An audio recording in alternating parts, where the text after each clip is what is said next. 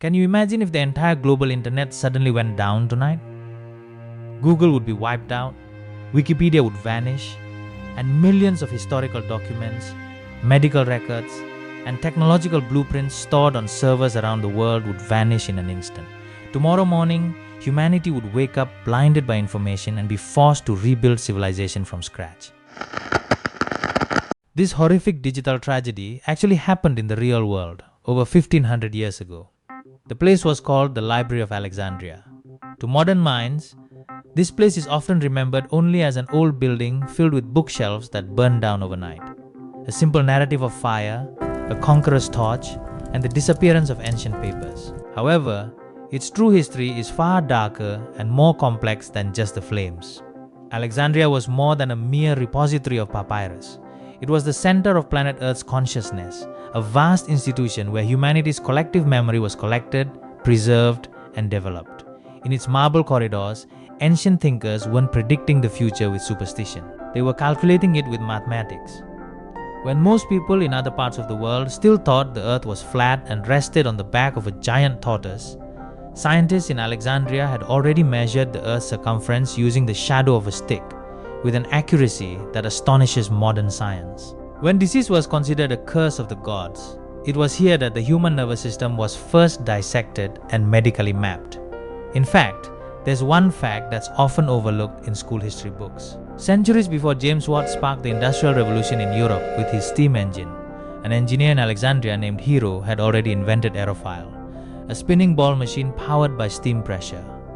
The blueprint for that future technology was already there, ready to change the world even faster. This raises a major question that continues to haunt historians to this day. If all the knowledge in Alexandria had never been lost, how advanced would our civilization be today? Would we have actually landed on Mars in the 1950s? Or would we have been enjoying medical facilities capable of curing cancer for hundreds of years? The destruction of the Library of Alexandria was not simply a loss for the ancient Egyptians or Romans. It was a turning point in which humanity collectively experienced global amnesia. We lost the blueprint for the future, and as a result, the wheels of civilization were forced backward, plunging humanity into a dark age that lasted for centuries. However, who is actually responsible for the loss of this world's memories? For so long, popular history has always pointed to one major figure as the sole suspect: Julius Caesar and his reckless troops. We've been fed the convenient myth that this masterpiece collapsed suddenly in a single, dramatic disaster. However, the reality was far more horrific. Alexandria didn't die overnight. The city, along with its library, experienced a slow, deliberate death. A gradual execution carried out by a deadly combination of research budget cuts, political intrigue, and the fanaticism of a group that viewed science as an enemy to be destroyed. This isn't just a story about a fire. It's a chronology of how the highest civilization on Earth slowly but surely lost its sanity.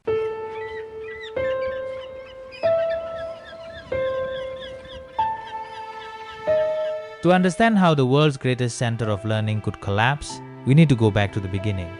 We need to go back to 331 BC, when a young Macedonian general named Alexander the Great set foot on Egyptian soil. On a strategic trade route along the Mediterranean coast, Alexander set a historic milestone by founding a new city named after himself, Alexandria. This city was not designed simply to be a busy trading port or a formidable military fortress. It was envisioned as the new capital of world civilization, a place where East and West would merge. This great ambition did not die when Alexander died. One of his trusted generals, Ptolemy Isoter, seized control of Egypt and founded the Ptolemaic dynasty. Ptolemy and his successors realized one crucial thing: military might and hoards of gold may fade, but mastery of knowledge is eternal. They wanted to rule the world, no longer with the sword, but with the mind. Thus began the most ambitious project in human history, the construction of the Museion, a massive research institution that housed the main building of the Library of Alexandria. The Ptolemaic dynasty had an almost manic obsession with books. To them, knowledge was the most valuable commodity on earth, surpassing silk or spices. To fill the library's empty shelves, the kings of Alexandria employed extreme tactics akin to a modern-day cartel operation. They created a legal regulation known to history as the Law of the Ships. Every merchant ship, passenger vessel, or military vessel docked in Alexandria's harbor was immediately raided by the royal army. However, these soldiers weren't looking for smuggled weapons or gold. They searched every corner of the ship for one thing: any scrolls or books the travelers had brought with them. If discovered, the documents would be immediately confiscated and taken to the library. There, a team of scribes would work day and night to copy the documents word for word onto fresh papyrus. Once completed, the copies would be returned to the ship's owner, while the valuable originals would remain in the library. The book's owner had no choice but to comply. Alexandria had become the world's largest book pirate. This intellectual greed didn't stop at the ports. Alexandria's kings sent special agents all over the world, to Athens, Rhodes, Antioch, and even the far reaches of Persia, with suitcases of money to buy or rent whatever manuscripts they could find. One moment highlights the extreme extent of this obsession. Alexandria once borrowed the originals of legendary Athenian plays, such as those by Sophocles and Euripides. As collateral for the return of the works, Alexandria handed over a substantial amount of pure gold to the Athenian government. However, once the originals were in their possession, Alexandria chose to forfeit the gold. They sent copies back to Athens, allowing themselves to be branded thieves in order to keep the originals in Alexandria. While Alexandria was busy collecting and monopolizing the entire world's memory, what was the condition of the rest of the world? If we turn our attention to South Asia during the same period, 300 BC, India was witnessing the rise of the Mauryan Empire under Chandragupta Maurya. There, the civilization was busy unifying the subcontinent through massive military expansion with thousands of war elephants. Their focus was on territorial conquest and political stability, not the preservation of universal knowledge. Meanwhile, far to the east, mainland China was smoldering in the Warring States period, or Warring States' 7 great kingdoms slaughtered each other for the throne. Amidst the chaos, philosophers like Sun Tzu wrote their war strategies on bamboo strips tied together with string. A fragile medium, prone to rotting, easily destroyed every time a city was burned by the enemy. This historical contrast demonstrates how unique Alexandria was at the time. While other great civilizations on Earth were spending their energies shedding blood and building physical fortresses, Alexandria was busy building a fortress of knowledge. They succeeded in creating an intellectual oasis, a beacon that attracted the brightest minds from all corners of the globe. However, collecting hundreds of thousands of scrolls was only the first step. The next challenge was how to transform these stolen piles of paper into a driving force for human progress. In the next chapter, we'll see how this library leapfrogged its time, producing ingenious discoveries that modern humans would only understand thousands of years later. The Golden Age, when humans leaped through the ages entering the 3rd century BC, the Ptolemaic dynasty's frenzied investments began to bear fruit. Piles of papyrus scrolls seized from ports and hunts across the Mediterranean were no longer mere displays on wooden shelves. Alexandria had transformed into an incubator of genius, a place where the chosen few gathered to transcend the limitations of their time. This was the Golden Age of Alexandria, a magical period in which modern science was actually born, long before the world was ready to accept it. Leading this civilization fell to extraordinary individuals. One such individual was Eratosthenes, appointed head librarian around 240 BC. This man needed no satellite technology or computers to solve one of the universe's greatest mysteries. Armed with only a wooden stick, observations of the sun's shadow in 2 different cities, and access to ancient astronomical data stored in the library, Eratosthenes accomplished what his contemporaries considered impossible. He calculated the circumference of the Earth. The results sent shivers down the spines of modern science. Eratosthenes' ancient mathematical calculations were within 99% of the Earth's true size, as we know it today from NASA satellites. While most people outside Alexandria were still guessing at the shape of the world through mythology, here, the size of our planet was neatly recorded on papyrus. Not far from Eratosthenes' desk, other scientists were pushing the boundaries of biology and medicine. Herophilus, a legendary physician, defied social taboos by performing the first human dissection in history. Under his scalpel, the function of the human brain, blood flow, and nervous system began to be medically mapped. Disease was no longer seen as the curse of an angry god, but rather as organ failure that could be cured by science. In the night sky of Alexandria, Hipparchus was busy mathematically cataloging over 1,000 stars, measuring their brightness, and accurately predicting solar eclipses. From this data, Alexandria then devised a 365-day calendar complete with leap years, a blueprint for time division whose structure we still use every time we look at the calendar on our phones today. Quantitatively, the library is estimated to have housed between 400,000 and 700,000 scrolls. While this figure may seem small by today's digital standards, it was massive in ancient times, where a single papyrus scroll could contain the equivalent of several modern volumes. Alexandria successfully compressed the entire brain of human civilization into a single building complex. But let's broaden our perspective to another part of the world during the same period. What was happening in the outside world when Alexandria was at the height of its intellectual glory?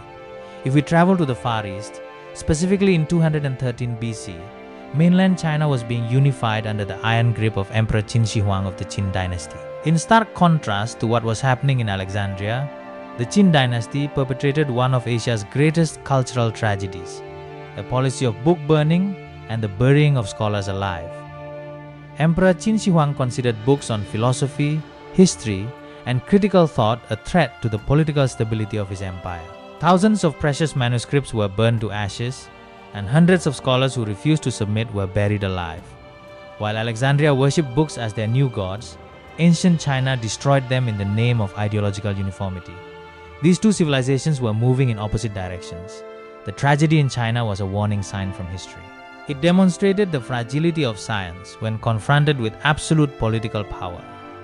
Science requires a free environment to thrive, and for generations, Alexandria successfully provided that sanctuary. For nearly 2 centuries, this golden age left Alexandria seemingly untouched. The city seemed to be racing toward the future, leaving the rest of the planet behind. People here lived in a world driven by logic, mathematics, and radical experimentation. However, history never runs smoothly.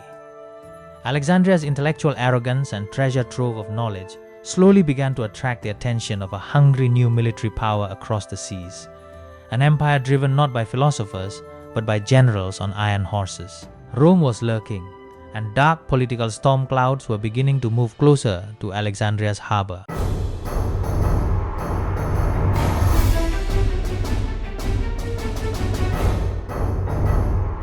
In 48 BC, a dark cloud moving in from across the Mediterranean Sea finally arrived at the port of Alexandria. The most feared military force on earth, the Roman Empire, was knocking on Egypt's door, and the man leading the fleet was the legendary dictator, Julius Caesar. Caesar arrived in Alexandria not to destroy science. He came in pursuit of his main political rival, Pompey, and found himself caught in the middle of a complex Egyptian civil war between the young queen Cleopatra and her brother, Ptolemy XI. With their forces vastly outnumbered, Caesar and his Roman legions were cornered. They were trapped inside the imperial palace complex near the harbor. In a desperate situation and threatened with annihilation, Caesar made a desperate military decision. He ordered his troops to burn his own entire fleet of warships docked at the docks, blocking enemy movement and creating a wall of fire as a defense. The plan succeeded in saving Caesar's life. However, the fire could not be controlled by human ambition. Blown by a strong sea breeze, sparks from the Roman ships leaped ashore. The fire spread rapidly, engulfing the docks, burning the port's logistics warehouses, and then spreading to the marble walls of the Library of Alexandria.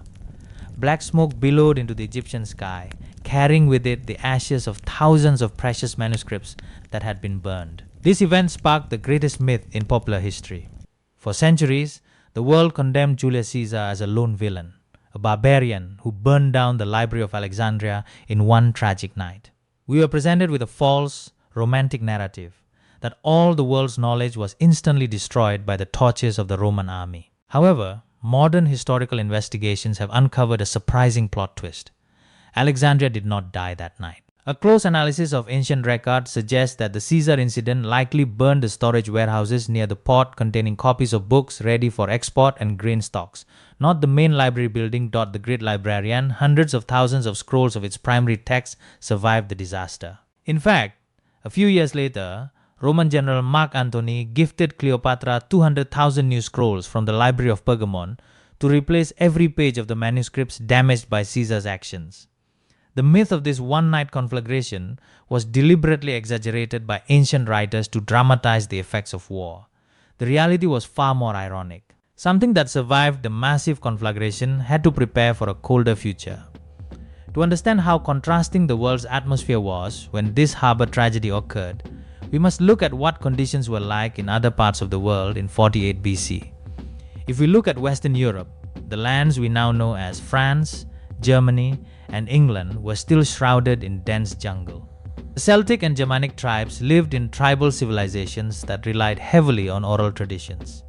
They had no universities, no libraries, and no extensive written tradition. Even Rome itself, though militarily powerful and capable of subduing great nations, remained a disciple in science and philosophy, relying heavily on the ingenuity of Greek and Egyptian scientists. Rome knew how to wage war and establish laws, but Alexandria understood how the universe worked. The fire of 48 BC was not the end of Alexandria's history, but rather the first warning. This incident proved one thing.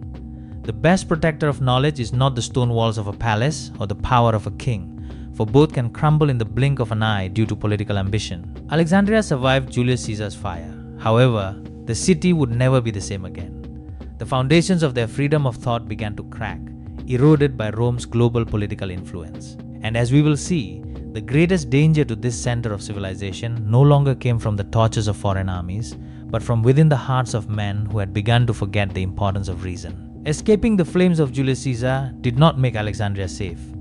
As the 3rd and 4th centuries AD approached, this center of knowledge faced enemies far deadlier than the torches of foreign armies: time, power, politics, and the gradual erosion of common sense. Alexandria didn't die in a dramatic, massive explosion. The city, along with its entire intellectual heritage, underwent a slow, deliberate execution. The first threat came in the form of Roman military boots. Between 270 and 275 AD, Emperor Aurelian deployed his legions to Alexandria to quell a radical rebellion led by Queen Zenobia of Palmyra. Brutal fighting broke out in the heart of the city, specifically in the royal district known as the Bruchion. This was where the main building was located. The Great Library stand. This time, Alexandria's luck ran out. The Bruchion district was razed to the ground by Roman war machines. The main library building, along with hundreds of thousands of original scrolls that formed the foundation of world science, was reduced to rubble. It was the first major blow that broke the back of Alexandrian civilization. Yet the remnants of the city's genius refused to die. Scholars transferred the surviving manuscripts to a subsidiary library in the Serapeum Temple. In this smaller space, the flame of knowledge tried to survive amidst a world growing colder and more intolerant. As the 4th century approached, world politics was shifting toward extremes. In 391 AD, the Roman Emperor Theodosius issued a decree banning all forms of ancient rituals and non-orthodox teachings. In Alexandria, this decree was interpreted by the local religious authority, Patriarch Theophilus, as an order to exterminate anything deemed deviant. The Serapeum Temple was raided by a violent mob.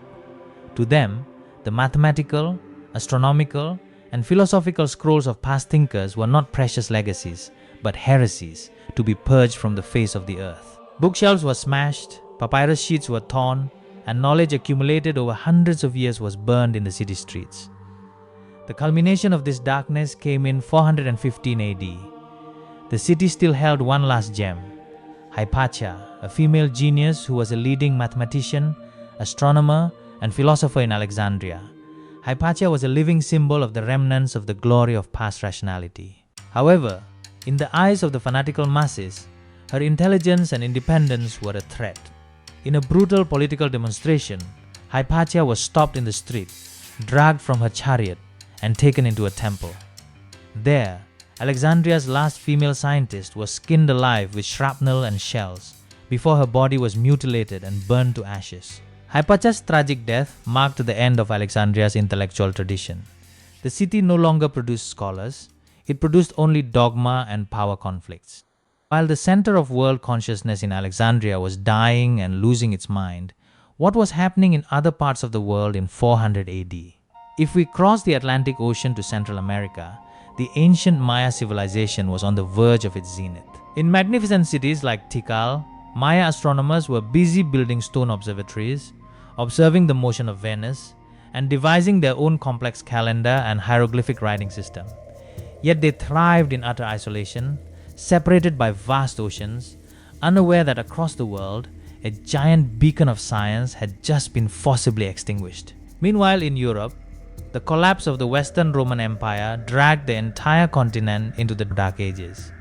The tradition of reading was lost, universities had not yet been born, and the ability to write became a rare commodity, mastered only by a handful of people in remote monasteries. The slow demise of Alexandria was a true human tragedy. The decline of a civilization, it turns out, doesn't begin when the first book is burned by its enemies, but rather when its own people begin to deem science and common sense no longer worthy of preservation. In 642 AD, more than 2 centuries after Hypatia's tragic death, Alexandria once again witnessed the march of conquering armies before its gates. This time, a new flag flew over the desert. Muslim forces under the command of General Ammar ibn al-As had seized control of Egypt, marking a new chapter in world politics. It was this conquest that gave birth to the final myth and the most controversial accusation in the history of the fall of Alexandria. A 13th century account popularizes a particularly dramatic story. The legendary narrative states that hundreds of thousands of precious scrolls were then distributed to thousands of public baths throughout Alexandria. For 6 full months, the fires that heated the baths were lit by burning the pages of the world's knowledge. A perfect story to conclude this tragedy with a heartbreaking climax. However, honest history demands that we move beyond political myth. As modern historians unpack the timeline and archaeological evidence, a stark truth is finally revealed. The story of the burning of books for the public baths is almost certainly pure fiction, a piece of medieval black propaganda that was only written hundreds of years after the event occurred. Why? Because historical facts reveal a far more sobering reality.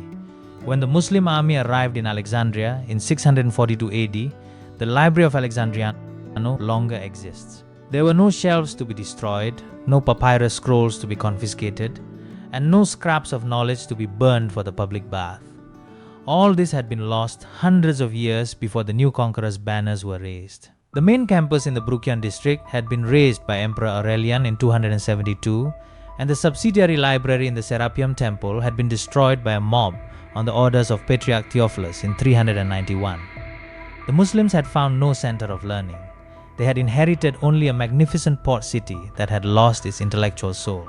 These false accusations were deliberately created in the past to undermine the political credibility of opponents, scapegoat the latter, and obscure the trail of the real perpetrators.